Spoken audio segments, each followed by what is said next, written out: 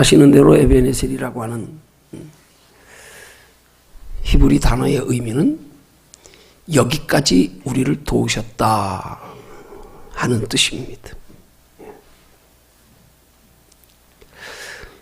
이 에벤에셀이라고 하는 이름을 사무엘 선지자가 붙이게 된 것은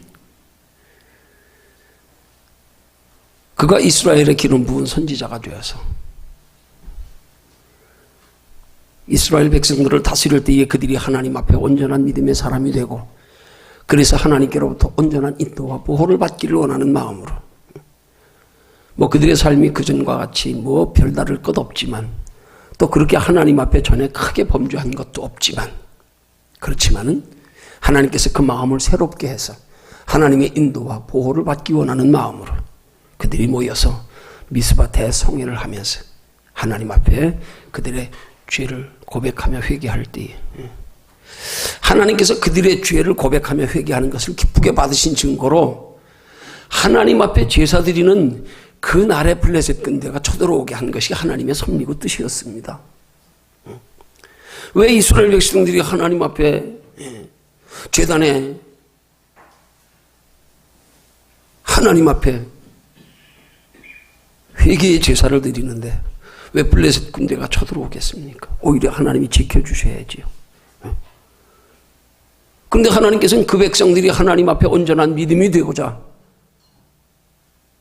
하나님 앞에 회개의 성회를 열 때에 하나님이 그들의 회개를 기뻐 받으시는 증거를 나타내 보이시려고 블레셋 군대를 쳐들어오게 한 겁니다. 그리고 블레셋 군대가 쳐들어오는 상황에서 그들이 더 하나님 앞에 간절히 기도할 때에 하나님이 그들을 물리쳐 주심을 통하여서 하나님이 이스라엘 백성들의 회개의 기도를 기쁘게 받으신 증거를 그날의 전쟁의 승리로 축복에 나타내 보이신 겁니다. 그런 체험을 통해서 그 백성들이 기념하여 붙인 이름이 하나님이 여기까지 우리를 도우셨다 하고 기념비를 세워 붙인 이름입니다. 오늘 이런 말씀을 오늘 우리의 삶에 2019년도를 새롭게 시작하는 우리에게 주시는 하나님의 영적인 교훈과 축복의 말씀으로 받으려고 합니다. 오늘 본문에서 13절이야 14절에 기록된 말씀에 보면 그들이 그렇게 블레셋 군대가 쳐들어오는 것으로 인하여서 하나님 앞에 간절히 부르짖어 기도할 때에 하나님이 그 블레셋 군대를 물리쳐 주신 상황을 이렇게 기록하고 있습니다. 이에 블레셋 사람이 굴복하여 다시는 이스라엘 경내에 들어오지 못했으며 여호와의 손이 사무엘에 사는 날 동안에 블레셋 사람을 막으셨다. 그렇게 기록합니다. 이후로 다시는 블레셋 사람들이 이스라엘 군대를 쳐들어오지 못하게 막으셨다는 사실입니다. 어느 때 하나님이 이렇게 블레셋 군대를 물리쳐 주시며 이스라엘 백성들을 인도하시고 보호하시고 축복하시는 은혜를 베풀어 주셨는가? 그것은 바로 이스라엘 백성들이 하나님 앞에서 여기까지 우리를 도우셨다는 믿음의 고백이 있은 후에 하나님이 그들을 인도하시고 보호하시며 승리케 하시고 축복하시고 하신 겁니다. 더하여 이 여기까지 우리를 도우셨다는 말씀을 원문의 의미에 조금 더 가깝게 깊이 살펴보면 단순하게 하나님이 이스라엘 백성들을 지난 날에서부터 지금 현재 하나님 앞에 제물 드리며 제사 드리고 또 블레셋 군대와 싸워 이기게 하신 여기까지만 하나님이 도우셨다는 말씀의 의미가 아니라 앞으로도 하나님은 우리를 도와주실 것이다 하는 말씀의 의미가 이 에벤에셀이라고 하는 단어의 의미 속에 들어있습니다. 이날까지 우리를 도와주신 이가 하나님이심을 고백하며 또한 앞으로도 하나님은 변함없이 우리를 도와주실 것이라고 하는 고백이 바로 이 에벤에셀이라고 하는 단어의 뜻이란 말입니다. 앞으로도 우리를 도와주실 것이다. 여러분, 우리가 하나님께서 우리의 고백에서 지난날 여기까지 이르기까지 하나님이 우리를 도와주셨다는 고백보다 더 하나님 보시기에 귀한 고백은, 더 믿음의 고백은 앞으로도 하나님이 우리와 함께 하실 것이다, 우리를 도와주실 것이다 하는 고백이 하나님 앞에 더 귀한 믿음의 고백인 줄로 믿으시기를 주님의 이름으로 축원합니다. 왜냐하면요, 이날까지 도와주신 건 보이잖아요. 그렇잖아요? 그렇지만 앞으로 도와주실 것은 보이지 않잖아요. 여러분, 믿음은 보이는 것을 믿는 것보다 보이지 않는 것을 믿는 믿음을 하나님은 더 귀하게 여기십니다. 부활하신 예수께서 두려워 떨고 있는 제자들에게 찾아오셨을 때 예수님의 부활을 목격하지 못하고 제자들에게 듣기만 했던 마가가 거기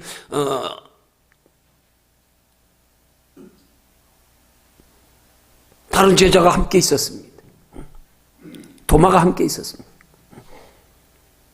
그가 제자들이 부활했다는 말, 부활하셨다는 말을 듣고는 그가 예수님의 옆구리에 창자국, 손에 못자국 보지 않고는 믿지 못하겠나라고 할 때에 예수님이 들어오셔서 예수님의 부활하신 몸을 보이시며 말씀하시기를, 내가 본 거로 믿느냐? 보지 못하고 믿는 자들은 더 복되도다. 그렇게 말씀하셨습니다. 보이지 않는 것을 믿는 믿음이 더 귀한 믿음입니다. 우린 자꾸 눈으로 보고 믿으려고 그러잖아요. 지난 날은 돌이켜보면서 응답하시고 인도하시고 지켜 보호해 주신 것은 믿지만, 더하여서 반대로 지난 날에 살아온 삶을 돌아보니까 뭐 별로 하나님이 그렇게 인도하시고 보호하시고 지켜주시는 것 같지도 않아, 축복하시는 것 같지도 않아.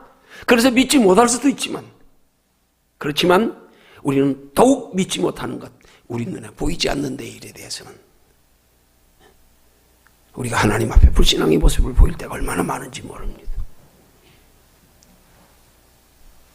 에베네셀의 신앙은 여기까지 우리를 도우신 하나님만을 시인하며 고백하며 감사하는 것이 아니라 앞으로도 우리와 함께 하시며 우리를 지켜 보호하시고 도우실 것을 믿는 믿음의 신앙 고백인 줄로 믿으시기를 주님의 이름으로 축원합니다. 그래서 우리 모든 사랑하는 성도들도 우리의 신앙도 하나님 앞에서 이제 2018년을 하루 앞두고 있는 이 날까지, 오늘까지 하나님은 우리를 도우셨고, 또 이제 내일 모레부터 시작되는 2019년 이후로도, 앞으로도 하나님은 우리를 도우실 줄 믿는 믿음의 에베네셀의 신앙을 고백할 수 있는 저와 여러분들이 되시기를 주님의 이름으로 축원합니다.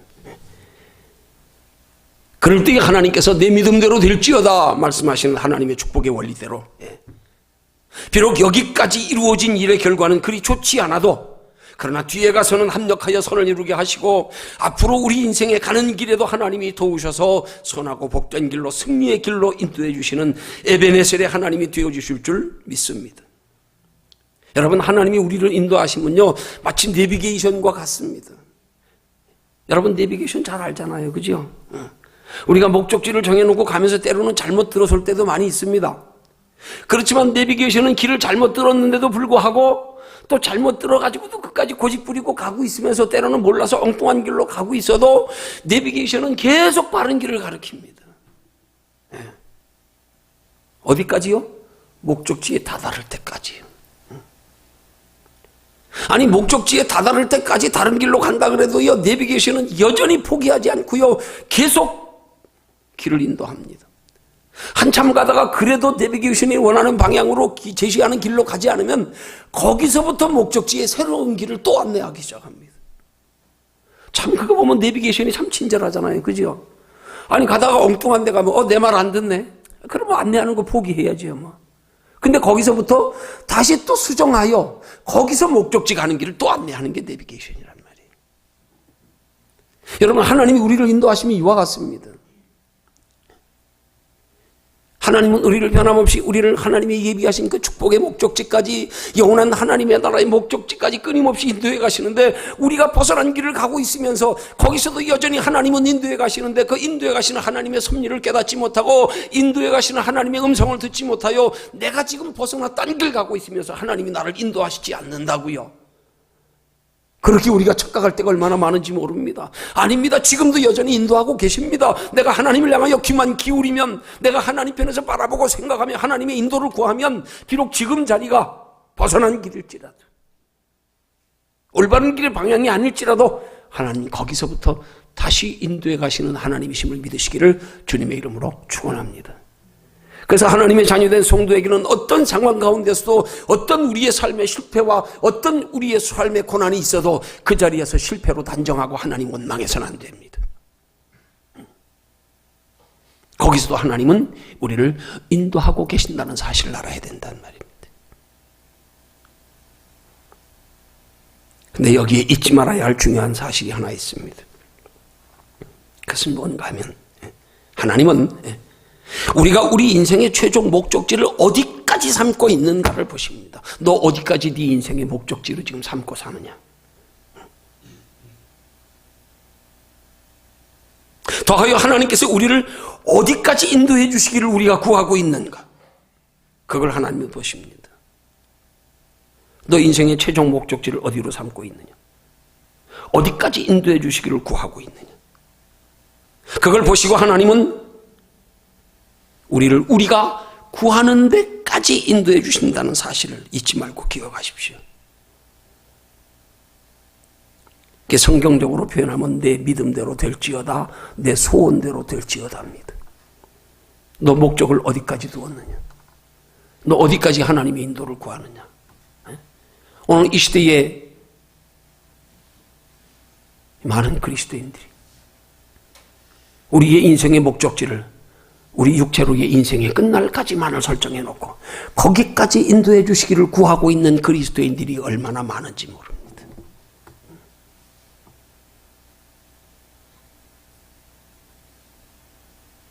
거기까지만 목적지로 삼고 사는 사람들이 얼마나 많은지 모릅니다.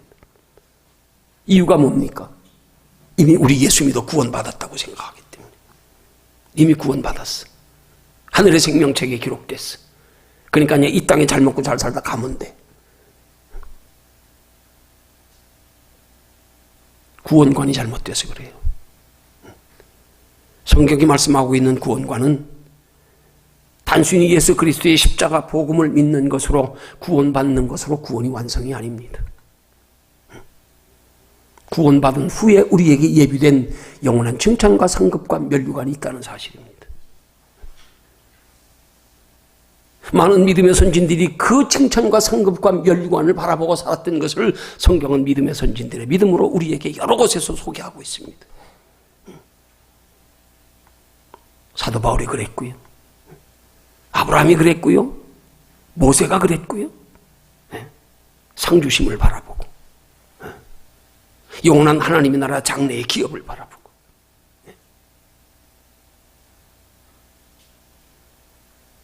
예수님조차도 예수 그리스도로 통하여 우리가 구원받았음에도 불구하고 그럼에도 불구하고 주님은 우리에게 말씀하기를 너희 보물을 하늘에 쌓아두라 말씀하고요. 보물을 하늘에 쌓는 게 구원의 기준입니까? 아니잖아요. 구원은 오직 예수 그리스도를 통해서잖아요. 그런데 예수님이 왜 우리에게 하늘에 보물을 쌓으라 말씀하십니까? 우리 하나님의 자녀된 성도에게 구원받은 것으로 영원한 하나님의 나라의 예수 그리스도를 믿어 생명책에 기록된 것으로 우리의 신앙생활의 목적이 거기서 끝났습니까? 다 이루어졌습니까? 아니 그래서 그렇게 살지 못하면 구원 못 받습니까? 구원은 오직 예수 그리스도의 보혈의 피공로로 이루어집니다. 그 다음엔 우리에게 칭찬과 상급과 면류관이 있습니다. 여기에 목적을 두고 사는 사람은 단순하게 예수 믿는 것으로 그치지 아니하고 예수 믿고 이 땅에서 육신으로 그냥 나 죽는 때까지 그냥 편안하게 살다 가는 것을 내 인생의 최종 목적지로 삼지 않고 하나님의 나라의 영원한 상 받는 것까지를 우리의 목적으로 삼고 그렇게 살아간단 말입니다. 그렇게 살아가는 사람들에게 하나님은 영원한 하나님의 나라에까지 영원히 칭찬, 상급, 면류관 받을 수 있는 신앙생활이 가능하도록 우리를 도와주시는 줄로 믿으시기를 주님의 이름으로 축원합니다. 어디까지 도움을 구하십니까? 여러분의 인생의 최종의 목적지를 어디로 세우고 지금 살아가고 있습니까? 그냥 단순하게 구원받은 것으로 끝입니까? 그럼 됐어요.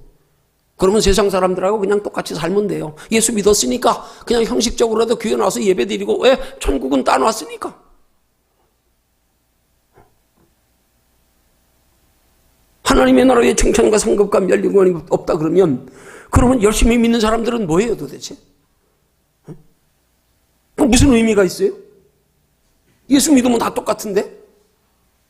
뭘 그렇게 별나게 그렇게 힘들게 시간 건강 물질 들여가면서 그렇게 믿을 필요는 뭐 있어요? 우리 성경을 바르게 봐야 됩니다. 목적을 바르게 설정해야 됩니다. 우리가 목적을 바르게 설정하고 거기까지 우리를 도우시는 하나님께 대한 믿음이 있을 때 그 믿음대로 거기까지 도우시는 겁니다. 여러분이 예수 믿어서 기껏 여러분의 인생의 목적지가 이 땅에 육체로 사는 날에 마무리하는 거기까지입니까? 그럼 거기까지 내 믿음대로 내 소원대로 될지어다 거기까지 도와주십니다. 하나님 결코 우리 믿음과 상관없이 일방적으로 우리를 도우시고 축복하시고 인도 보호하시는 하나님 아닙니다. 우리가 믿고 의지하는 만큼, 우리가 구하는 만큼, 우리가 하나님과 하나님 안에서 목적을 세우는 만큼 거기까지 도와주시는 하나님이십니다.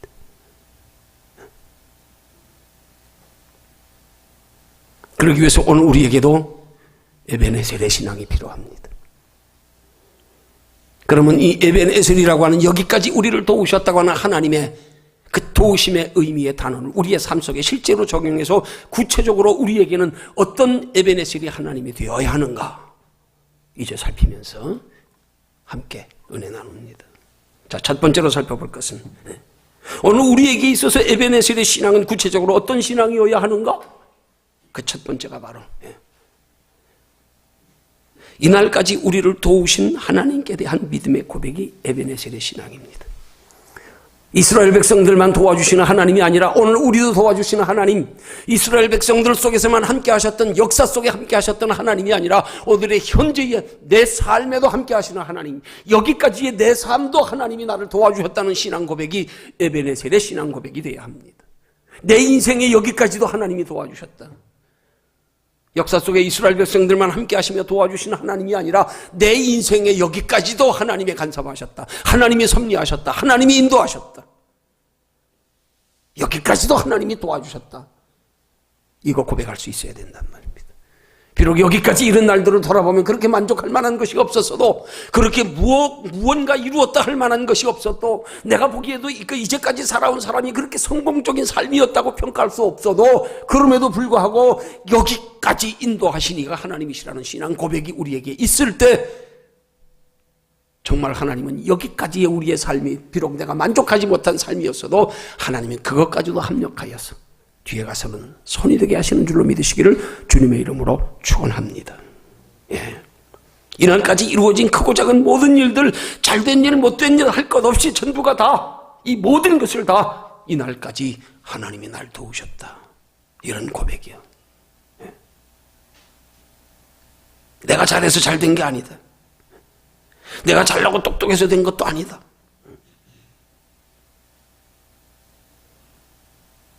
하나님이 나를 도우셨기 때문이다. 우린 종종 우리가 잘 못하면 하나님이 도와주시지 않는다고 생각할 때가 있어요.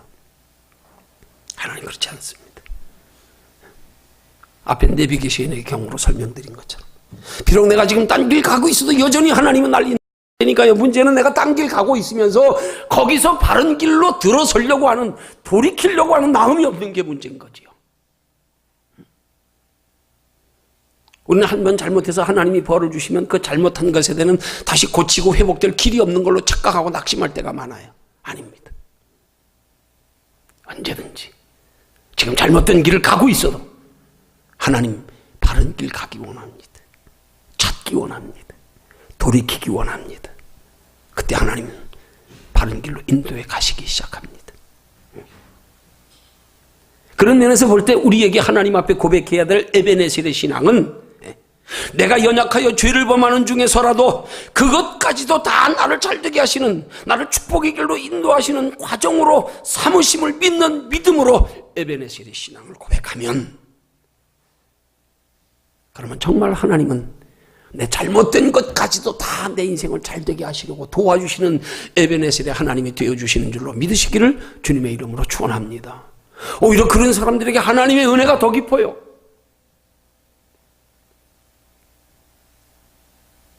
그래서 죄가 더한 곳에 은혜가 더욱 넘쳤다고 말씀하는 거예요.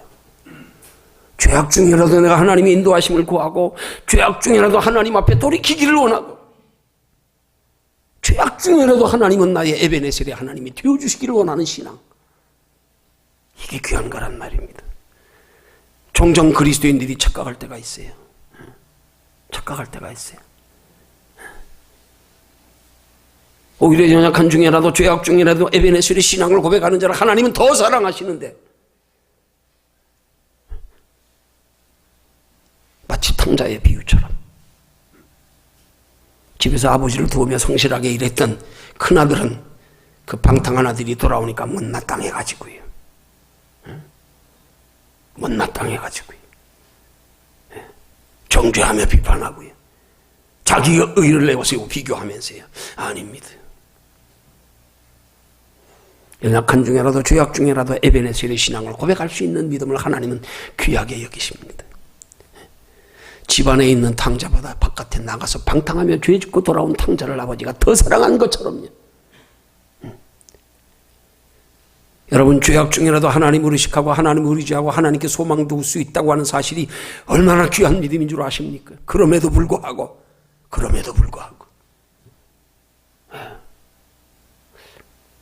그래서 하나님이 들어 쓰시는 사람들이 원리를 보면 그 원리를 우리가 알면 이해가 가는 거예요. 정말 막장 인생에서 형편없이 삶을 살았던 사람도 어느 날 하나님이 뒤집어 주시고 크게 쓰시는 걸 우리 종종 보잖아요. 그걸 이상하게 여기는 분들이 또 있어요. 나는 우리 아버지 우태 3대 4대에서부터 신앙의 가정에서 자라가지고 이렇게 경건한 가정에서 자랐는데 하나님은 어떻게 우리 같은 사람들은 귀하게 크게 안 쓰시고 저렇게 막불로 먹던 사람들 변화돼서 저렇게 크게 쓰시냐고 하나님 불공평하시다고요. 왜 그래요? 하나님의 사랑의 원리를 몰라서 그래요. 아니, 더 정확히 말하면 우리 인간들이 그렇게 생각하는 사람들이 우리 인간의 근본 하나님 안에서의 본질을 몰라서 그런 거예요. 본질을 몰라서. 도토리 키재기인데 내가 뭐 저들보다 의로우면 얼마나 의롭다고요.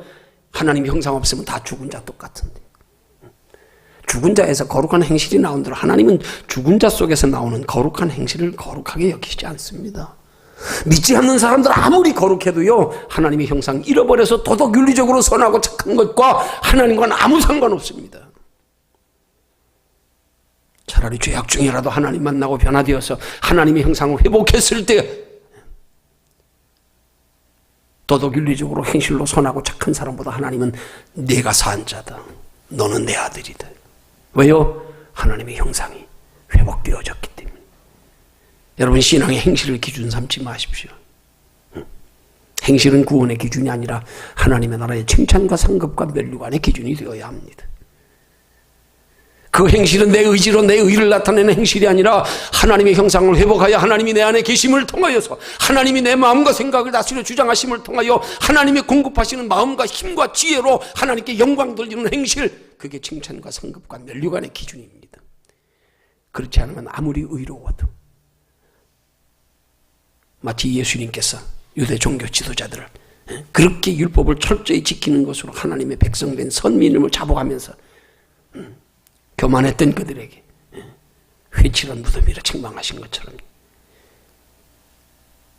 하나님이 내 속에 거하심을 통하여 나타나는 하나님 안에서 나타나는 거룩한 행실이 우리의 의로운 행실이 되고 칭찬과 상급과 면류관이 되는 거지요. 내 속에 하나님을 사랑하는 마음도 없이 겉으로 형식적으로 뭐 이렇게 경건하고 거룩하고 아닙니다. 착각하면 안 됩니다.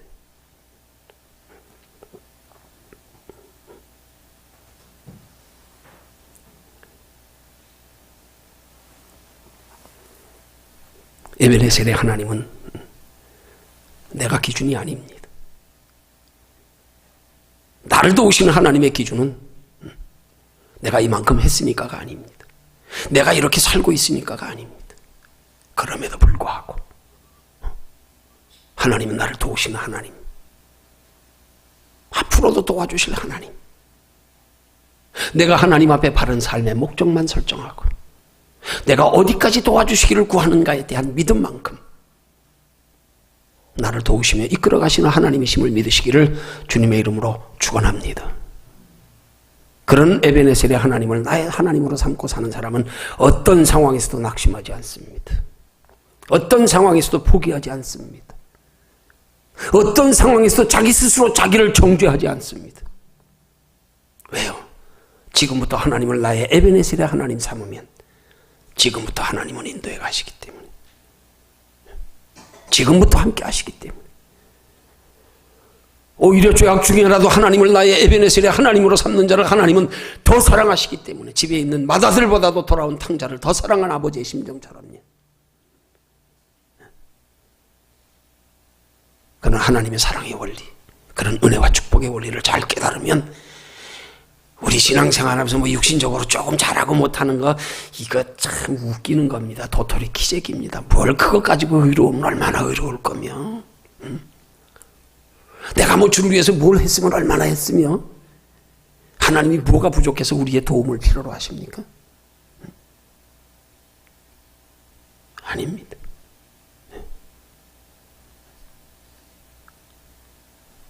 내년 한 해도 우리는 하나님을 기쁘시게 하며 살고 싶지만 여러분 그게 우리 마음대로 안 되잖아요. 될 수 있는 방법 하나 있어요. 이제부터 하나님을 나의 에베네셀의 하나님 삼으면 돼요.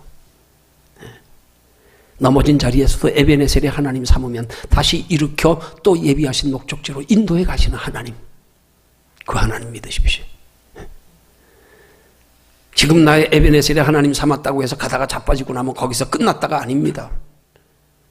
자빠진 자리에서도 또 하나님을 나의 하나님으로 삼으면 하나님이 거기서 또 인도해 가신단 말입니다. 여러분 인치의 비밀이 있어요. 신비가요. 다리에 뼈가 부러진 자리는요 다시 달라붙고 나면 다음번에는 거기는 안 부러진대요. 거기가 더 단단하대요.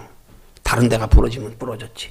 이게 하나님이 창조의 섭리고 거기에도 깨닫게 하시는 영적인 기쁜 교훈이 있다니까요. 부러진 자리 다시 안 부러진다? 다른 데가 부러지면 부러졌지. 부러진 자리는 더욱더 밀착하여 단단히 붙어가지고요. 여러분 우리 죄가 우리 믿음을 더 견고하게 하는 줄로 아십니까? 이거 믿으십니까? 이거 깨달으십니까?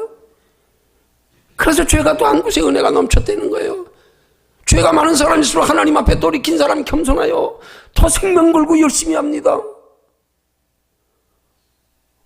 오히려 죄가 없이 산다는 사람들이 교만하지요. 정말 하나님의 은혜의 가치를 잘 모르지요.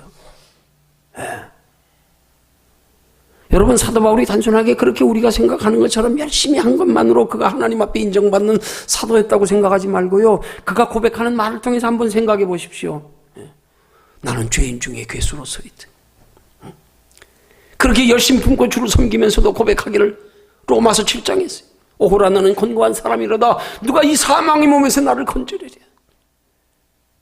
자신의 죄악된, 자신은 보잘것없는 그 인간의 그 죄악된 성품을 가지고 하나님 앞에 안타까워하는 그 심정에서요. 아, 저런 믿음이 있기에 하나님이 저렇게 견고하고 깊은 믿음을 주시는 거구나.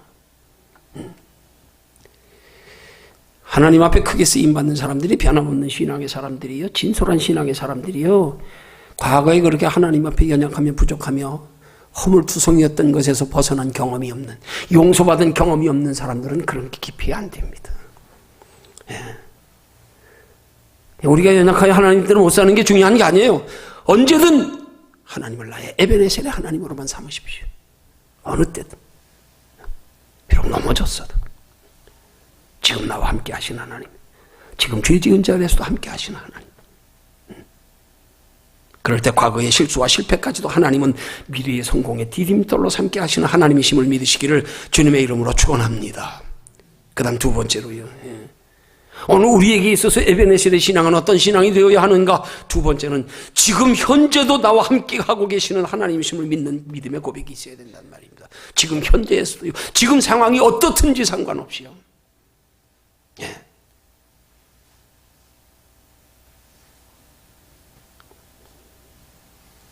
지금의 그 상황이 비록 견디기 힘든 고난의 환경일지라도, 실패의 환경일지라도, 내가 지금 하나님을 의지하고 하나님께 소망 두고 있는 한,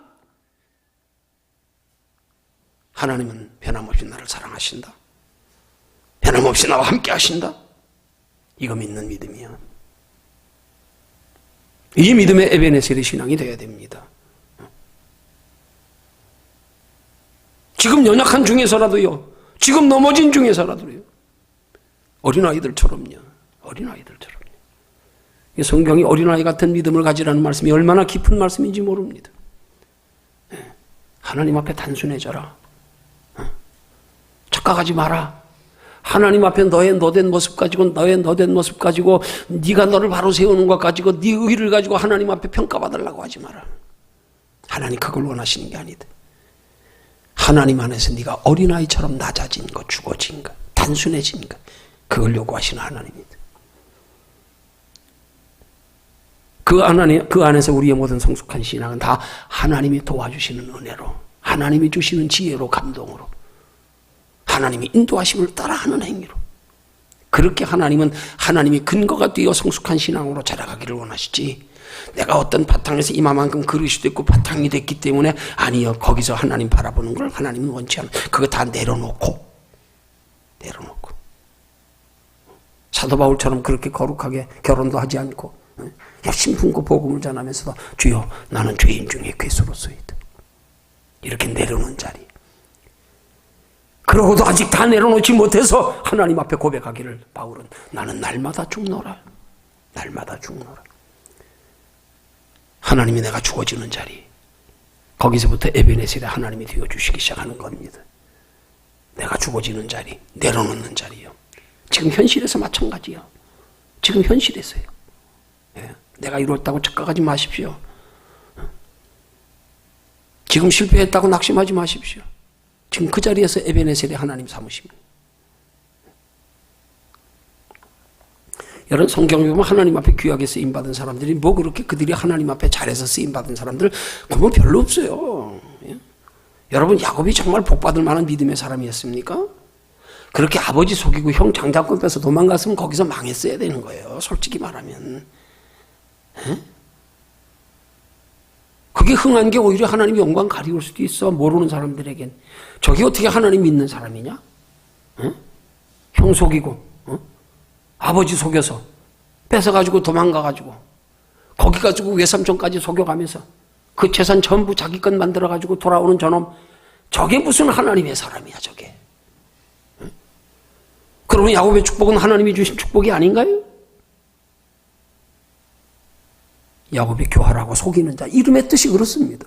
교활한 자, 속이는 자, 야콥, 히브리 발음으로. 그럼에도 불구하고 그가 항상 하나님을 자기 자신의 에베네셀의 하나님을 삼았기 때문에 결국 하나님이 야곱을 축복하시면서 그를 믿음의 사람으로 생애 동안에 만들어 가신 거 아닙니까? 만들어 가신 거. 요셉이 의로워서 복 받았습니까? 11 형제들 가운데서 혼자 아버지 사랑 독차지하면서 형들은 다 들판에 나가 일하고 목동 일하고 양떼 지키고 가축들 지키고 있는데 채색 옷 입고 아버지 사랑받는 거 그치지 않고 형들의 허물 들추어 전부 고자질하고. 정말 의로워서 복 받았습니까? 아니요. 하나님을 나의 하나님으로 삼았기에, 나를 도우시는 하나님으로 삼았기에, 현실에서 나를 도우시는 하나님으로 삼았기 때문에 애굽의 종으로 벌려가서도 낙심하지 않았던 것, 감옥에 갇혀서도 낙심하지 않았던 것, 에베네셀의 하나님, 여기까지 나를 도와주시는 하나님, 지금도 나와 함께 하시면 나를 도와주고 계시는 하나님, 그것 때문에 소망 잃지 않았던 것. 인간성으로 볼 때는 아닙니다. 아닙니다.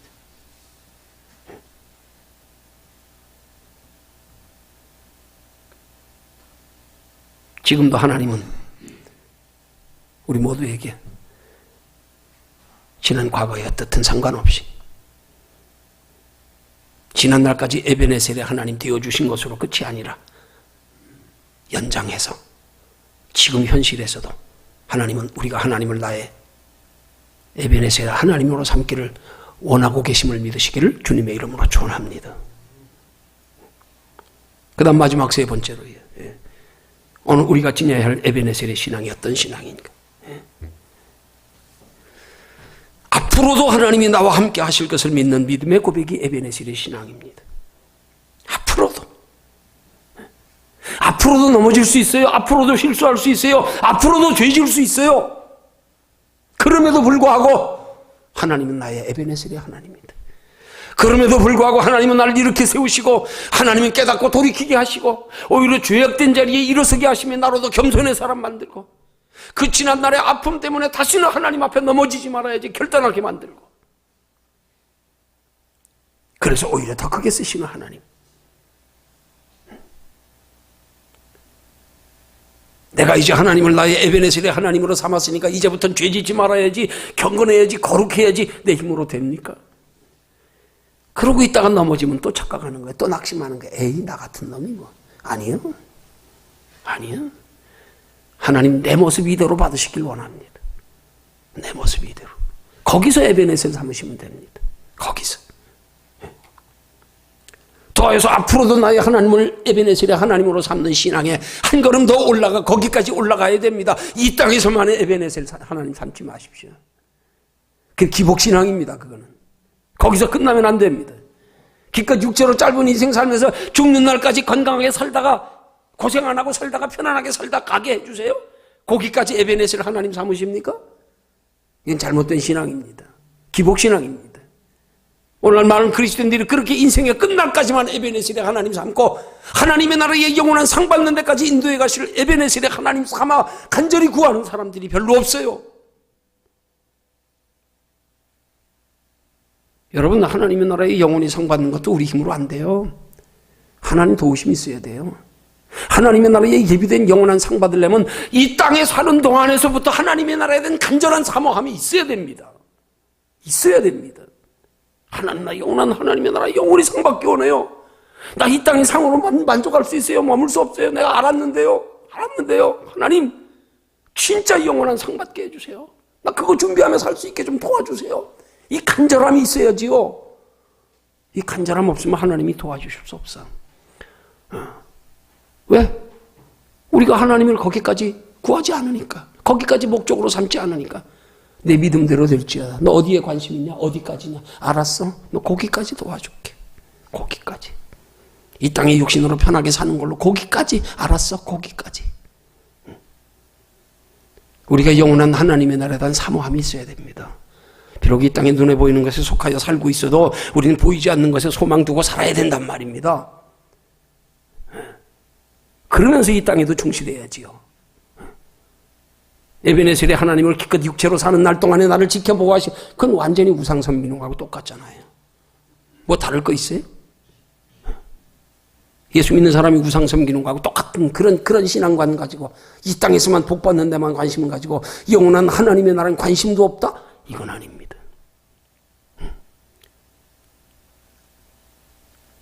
하나님은 그런 에베네셀의 하나님이 아닙니다. 하나님의 나라에까지 소망을 두고 살아가는 에베네셀의 하나님 삼을 때 그 하나님의 나라에 소망을 두고 살아가는 삶의 지장이 없도록 이 땅에서 그것도 하나님이 채워주시는 게 하나님의 성경적인 축복의 원리지요. 그래서 마태복음 6장 33절이 말씀하는 거 아닙니까? 너희는 먼저 그의 나라와 그의 의를 구하라. 그리하면 이 모든 것을 너희에게 더하시리라. 저기 바라보고 살아. 그럼 이 땅에 사는 동안에도 네가 그 영원한 하나님의 나라 바라보고 사는데 지장 없도록 내가 뒤에서 책임져 줄게, 도와줄게, 보살펴 줄게. 네가 하나님 뜻대로 사느라고 육신으로 마땅히 할 바 못했냐? 내가 채워줄게. 걱정하지 마라. 네가 하나님의 뜻대로 사느라고 이 땅에서 육신적으로 남보다 앞서지 못하게든 걱정하지 마. 내가 책임져 줄게. 그게 오늘 우리의 신앙의 믿음의 희생 아닙니까? 믿음이 있는 사람은 그 희생을 즐겨 한다니까요. 네. 하나님 뜻대로 사느라고 육신적으로 조금 부족할 수밖에 없고, 내 마음껏 시간, 건강, 물질 사용하지 못하고 그 희생이요 반드시 하나님이 영원한 귀한 것으로 갚아주십니다. 믿으시기 바랍니다. 이거 믿는 사람은 희생을 기꺼이 합니다. 기쁨으로 합니다. 왜요? 하나님이 채워주시거든. 하나님 나라에서만 채워주는 거 아닙니다. 이 땅에서도 채워주십니다.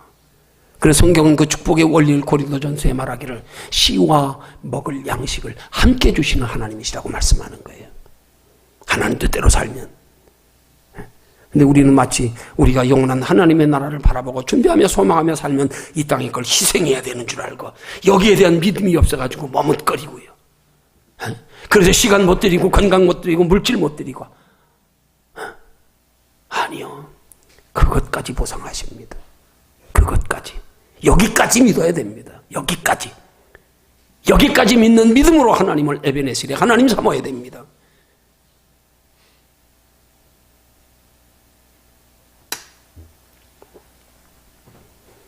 이런 에베네셀의 신앙이 하나님 보시기에 귀한 신앙입니다.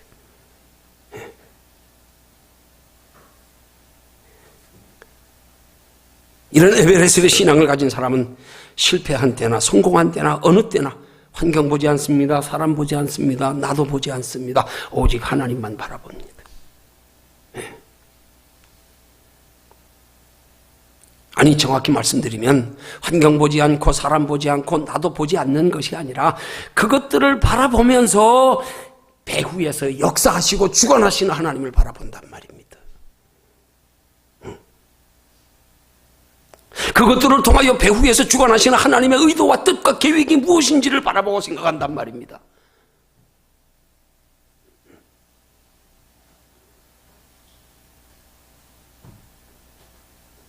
그렇기 때문에 에베레스의 신앙을 가진 성도는 하나님을 향한 소망에 변함이 없는 거예요. 환경 따라 변하지 않는 거예요. 오히려 우리의 삶의 어려운 환경일수록 우리는 더 하나님 의지하고 더 하나님께 소망 두게 되는 거예요. 왜? 세상에 소망 없으니까요. 어떤 면에서 하나님이 우리에게 세상의 소망을 끊을 때는 세상에 자꾸 소망을 가지고 세상에 기대니까 하나님이 기댈 곳을 막아버리는 거예요. 그래야 하나님께 소망 두니까. 너는 세상의 소망거리를 끊어버려야 하나님께 소망을 두겠구나. 너는 세상에 소망 두는 것들의 시선을 네가 막아버려야 시선을 하나님께로 돌리겠구나. 왜요? 하나님은 사랑하셔서 더 크고 영원한 것 주시려고, 겸하여 주시려고. 너 제발 세상 소망 좀 끊고 나 좀 바라봐. 그러면 내가 세상의 소망도 영원한 하나님의 나라 소망과 함께 이루어 줄 테니까 좀 끊어봐. 결단 좀 해봐. 결단. 이거 결단 못하니까 머뭇거리는 신앙 되는 거예요. 이거 결단 못하니까 미적지근한 신앙 되는 거예요. 자꾸 미련이 남아가지고. 결단할 때부터 하나님이 도와주십니다.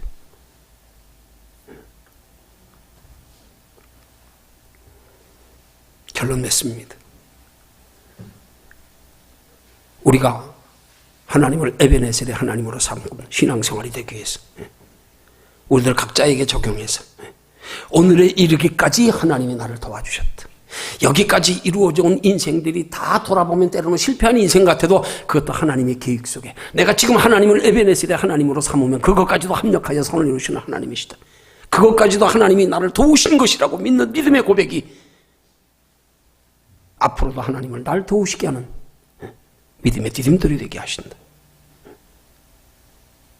그 상황에서 지금도 나를 도우고 계시고 앞으로도 하나님 나라에 갈 때까지 하나님 나라의 영원한 상 받을 수 있도록 나를 도와주시는 것으로 하나님을 나의 에베네셀의 하나님으로 삼는 신앙이 있기를 주님의 이름으로 축원합니다.